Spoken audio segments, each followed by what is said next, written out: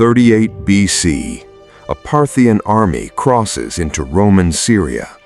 Full confidence, superior numbers, they have done this before.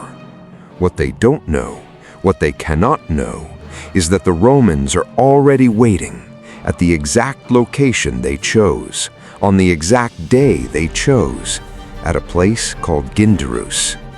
The battle lasts hours. The Parthian crown prince dies on the field, and history records it as a Roman military victory. But it wasn't. It was something far older than a battle, and far more dangerous than a legion. What did Rome actually know, and how did it know it? It wasn't luck. It wasn't battlefield instinct. Rome had something the Parthians didn't. Something that most history books quietly ignore. An invisible infrastructure, older than the legions, more powerful than any emperor. And it had a name. They were called the Frumentarii. The name won't mean anything to you yet. That's exactly how Rome intended it. The name sounds almost harmless. It comes from frumentum, the Latin word for grain. Originally, they were military officers tasked with requisitioning food supplies for the legions, administrators, bureaucrats, men nobody watched very carefully. That, of course, was precisely the point. Sometime in the late 1st century AD, the emperors transformed these unremarkable officers into something far darker. The Frumentarii became Rome's secret police, intelligence operatives embedded throughout the provinces, in cities, in armies, in the courts of foreign kings. They traveled freely, they carried imperial authority, nobody refused them. And because they moved under the cover of official logistics, almost nobody questioned them. They watched governors, they watched senators, they watched the borders, and they reported everything back to Rome. But they were only one layer.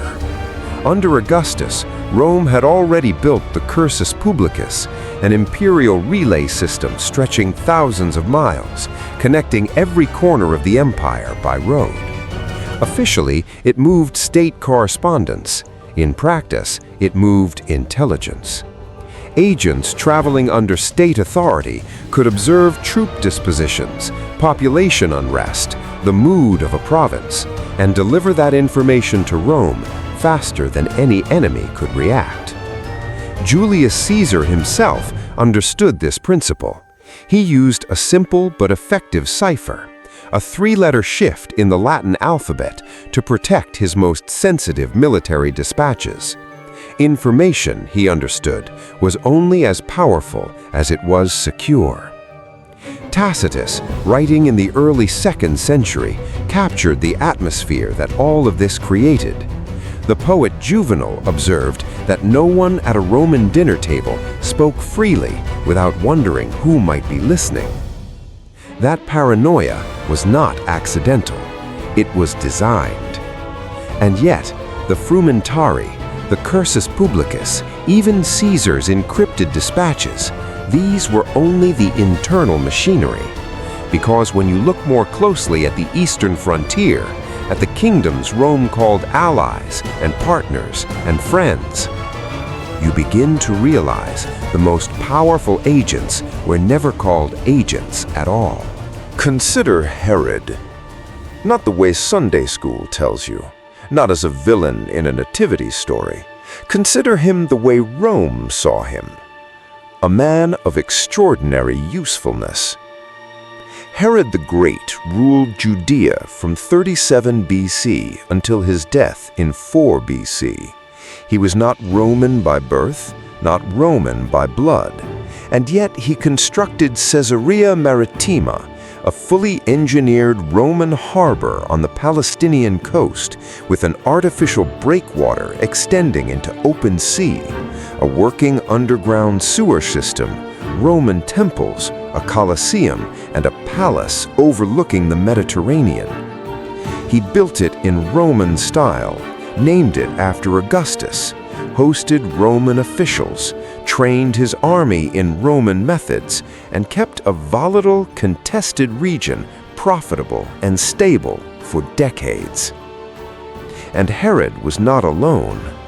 Across the east, from the Nabatean kingdom controlling the spice and incense routes of Arabia, to the small kingdoms of Cappadocia and Commagene, positioned along the Parthian frontier, Rome had installed a constellation of client rulers, each one carefully vetted, each one dependent on Roman approval for their throne, each one knowing that power could be revoked by a single letter from Rome. Pompey the Great had laid the foundations of this system in the 60s BC after his victories in the East. Augustus refined it into an architecture. But the most calculated element was what Rome did before these kings ever ruled. Long before a client prince ascended his throne, Rome ensured he had grown up inside Roman walls, as a guest. The Romans called them Obsides, hostages in translation, though Rome preferred softer language. Young princes from Armenia, from Pontus, from kingdoms across the east, brought to Rome, given Roman educations, dressed in Roman clothes, taught to debate in Latin, taught to think in Roman categories, and then sent home to rule. But here is the question that haunts every historian who looks closely at this system.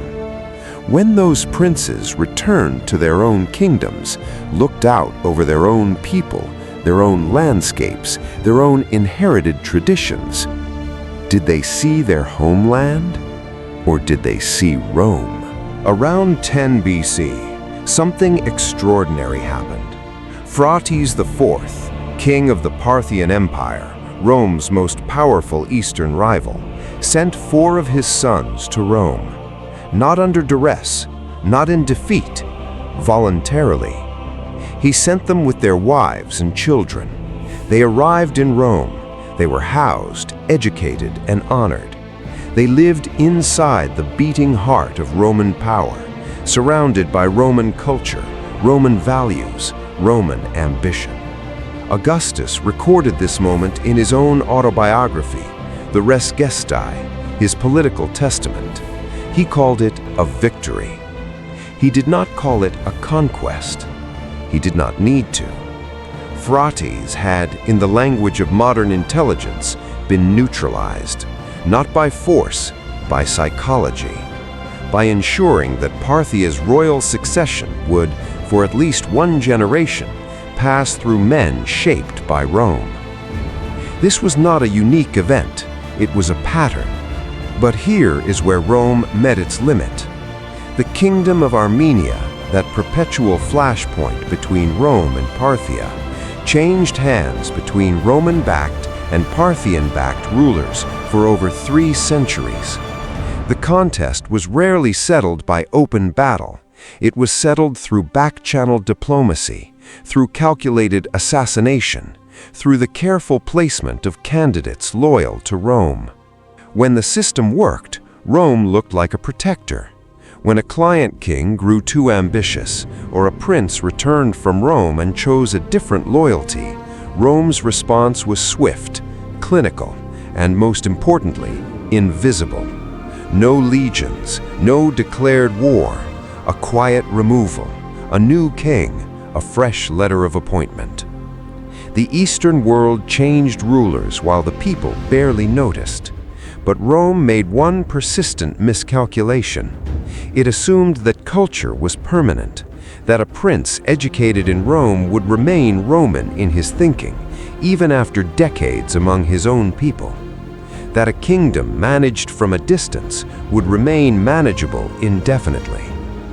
Rome's intelligence system was brilliant at reading the present. It was far less brilliant at reading what was coming. And something was coming, from a direction Rome trusted completely. Her name was Zenobia, Queen of Palmyra, a city in the Syrian desert that Rome had cultivated as one of its most reliable Eastern partners. For generations, Palmyra had functioned as a crucial node in the trade routes connecting Rome to the Persian Gulf. Rome trusted Palmyra. Rome needed Palmyra.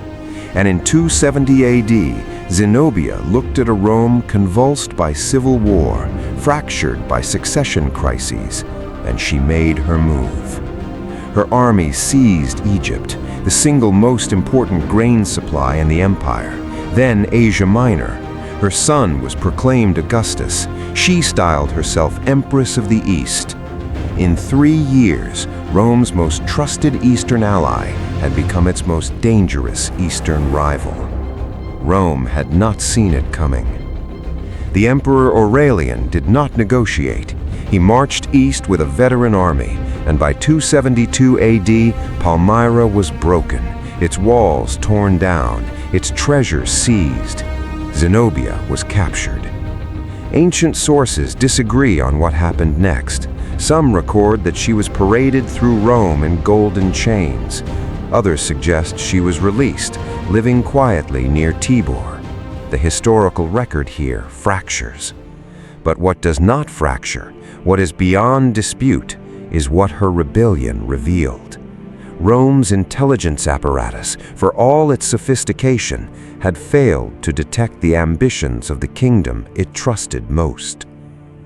Under Constantine I, the Frumentarii were formally dissolved, replaced by the agents in affairs, a new body, a fresh name, the same fundamental mission: watch, report, control. The empire ended, the roads crumbled, the legions disbanded, the marble was quarried for other buildings. But the system, the logic at the heart of the system, that power is not held by armies alone, but by the management of information, loyalty, and perception, that logic did not die with Rome. It passed to Byzantium, it passed to the caliphates, to the Ottoman Mukbir, to every state that followed, that understood the oldest lesson in power: you cannot govern what you cannot see. And somewhere, in every intelligence apparatus that came after, in every network of informants and managed proxies and carefully cultivated foreign relationships, you can still hear the footsteps of the Frumentarii, moving quietly through a city that isn't watching everything. If Rome's shadow looks familiar, if you found yourself thinking of a more recent map while watching this, that recognition is the point. History does not repeat, but its structures do. Subscribe to The Sage. Every episode is built the same way: real history told with precision, told as it deserves to be told. And if this changed how you see Rome, how you see power, how you see the word ally, hit like. It costs nothing, and it tells us to keep going.